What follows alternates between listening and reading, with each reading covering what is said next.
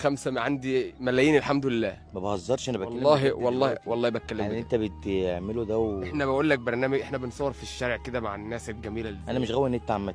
يا عم مش بتاع انت، السوشيال ميديا، انا بحب اقعد على النت ولا الكلام ده. انت على دماغي. لان لو بقعد على النت طبعا هعرف الكلام ده، فانا مش غاوي نت اصلا. يا عم احنا قابلناك بالصدفه اهو. مم. لو انت زعلان من الفيديو ده امسحه والله لا، عادي. في ناس كتير هتشوف الحوار ده. اه والله.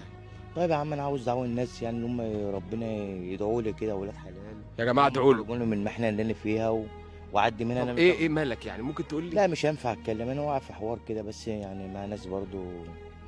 حاجه حاجه حلوه يعني، مش وحشه يعني، فربنا يكرمني واخرج منها بدعوة الناس. واللي هم يدعوا لي كده واخرج منها بالسلامه واعدي منها، بس مش اكتر من كده يعني. يا محمد، انا عايز كل الناس اللي بتتفرج علينا تدعي لمحمد ربنا يخرجه بالسلامه. وطبعا انت عارف ان مع العسر يسرا. طبعا. ربنا عز وجل اللي قال. امم. انت راجل مؤمن بالله اكيد.